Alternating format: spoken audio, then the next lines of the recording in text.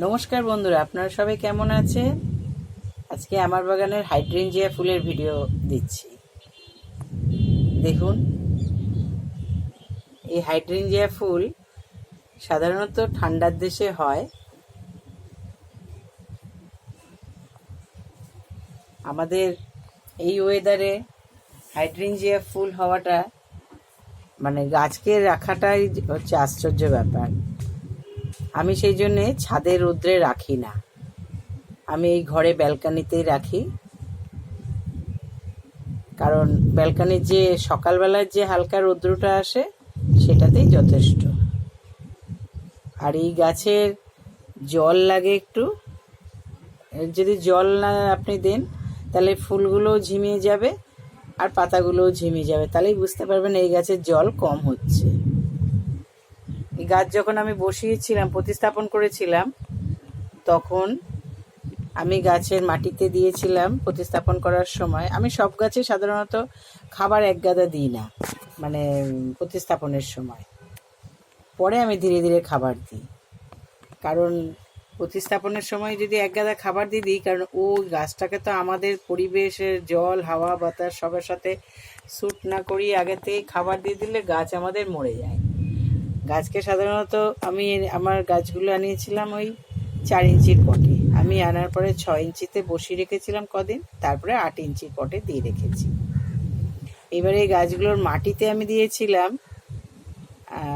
Vermi, cocopeat, মাটি, garden soil আর বালি। Vermi দিয়েছিলাম 30 ভাগ,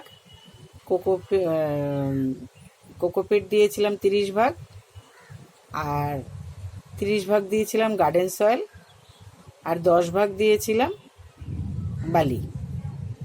মানে পুরো 100 ভাগের আমি এইভাবে ভাগ করেছিলাম, 30 30 30 তিনটে ভাগ, আর 100 ভাগ হচ্ছে বালি। এই দিয়ে 10 ভাগ হচ্ছে বালি।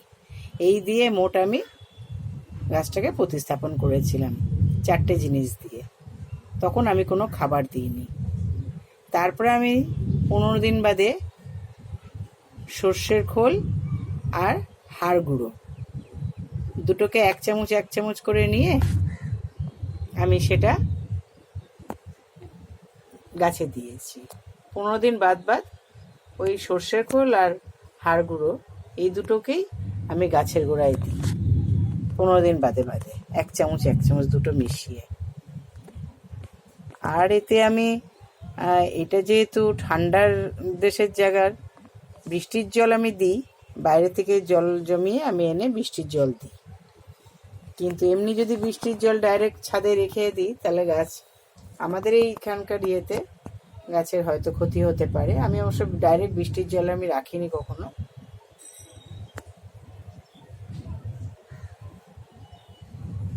এইরকম। আর আমাদের একে আমি আস্তে আস্তে একটু একটু করে খাবারও বাড়াবো।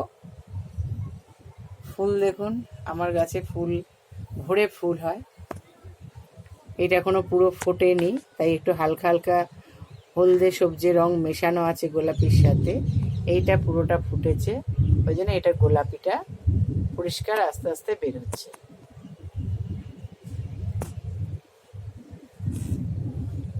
আর এই ফুলের প্রত্যেক সিজনের আপনাদের রং পাল্টায়। মানে ধরুন প্রথমে যখন ফুটলো এরকম হালকা হালকা হলদে সবুজ মেশানো গোলাপি আসে না, তারপরে ধীরে ধীরে গোলাপি হয়ে যায়। এই ফুল একবার ফুটলে পরে একেবারে সেপ্টেম্বর অক্টোবর মাস পর্যন্ত থাকবে। এই একটা ফুল যদি আপনি ঠিকমতো রাখতে পারেন, জল দিয়ে আর খাবার দিয়ে যত্ন করতে পারেন, একেবারে সেপ্টেম্বর অক্টোবর মাস পর্যন্ত থাকবে। এবং লাস্টে এই রং যেরকম প্রথমে সবুজের মানে হালকা সবুজ রং থেকে ফুলটা শুরু হয়েছিল, একেবারে শেষেও গিয়ে হালকা সবুজ রং হয়ে যাবে ধীরে ধীরে।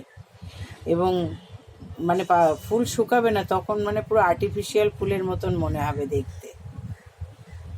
আমি তো শেষের দিকে একেবারে যখন সবুজ হয়ে তাও বহুদিন হয়ে যায়, তারপরে আমি ছিঁড়ে দিই, ভেঙে দিই ডালগুলো, নয়তো আবার নতুন পাতা বেরোবে না। আবার সামনে বছরের ফুলের অপেক্ষায়, মানে ফুলের জন্য আমি ওই নভেম্বর মাস নাগাদ ভেঙে দিই, কারণ তারপরে রাখলে পরে আর নতুন ডালপালা বেরোবে না এবং ফুলও আসতে দেরি হবে।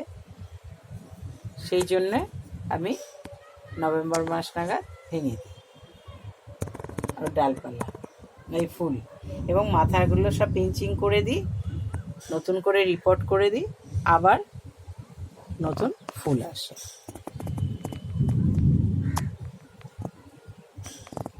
খাবার আমি এক গাদা কিছু সেরকম দিই না, আমি সর্ষের খোল আর হাড় গুঁড়োই দিই। এই দিয়ে আমি আমার হাইড্রেঞ্জিয়া গাছকে করি। আর বেশি রৌদ্র লাগাই না, এই ব্যালকনিতে থাকে, সকালে রৌদ্রটার পেলেই আমার যথেষ্ট গাছ।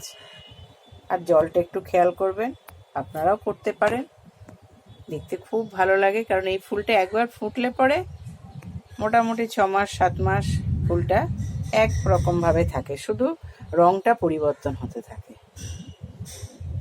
এর রঙটা আস্তে আস্তে ধীরে ধীরে পরিবর্তন হতে থাকে।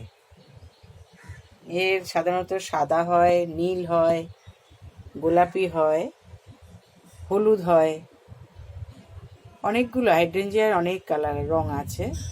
আসলে সিজনের সাথে রঙও পরিবর্তন হয়, যার জন্যে এর অনেকগুলো রং আমরা দেখতে পাই।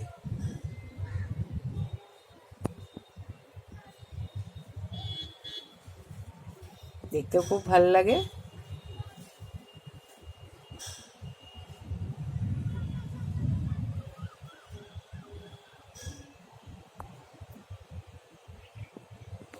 আমার বাগানের এই ব্যালকনির এই উপরে আরও অনেক গাছ আছে, তার মাঝখানেই থাকে, কিন্তু এই ঝড়ের জন্য একটু বড় টব, তো ঝড়ের জন্য আমি নিচে রেখে দিয়েছি।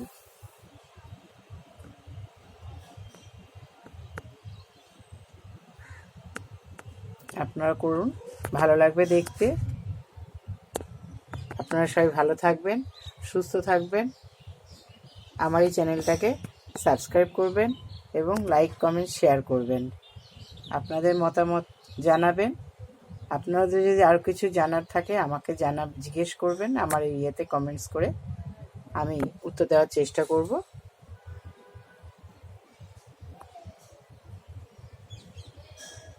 অনেক ধন্যবাদ।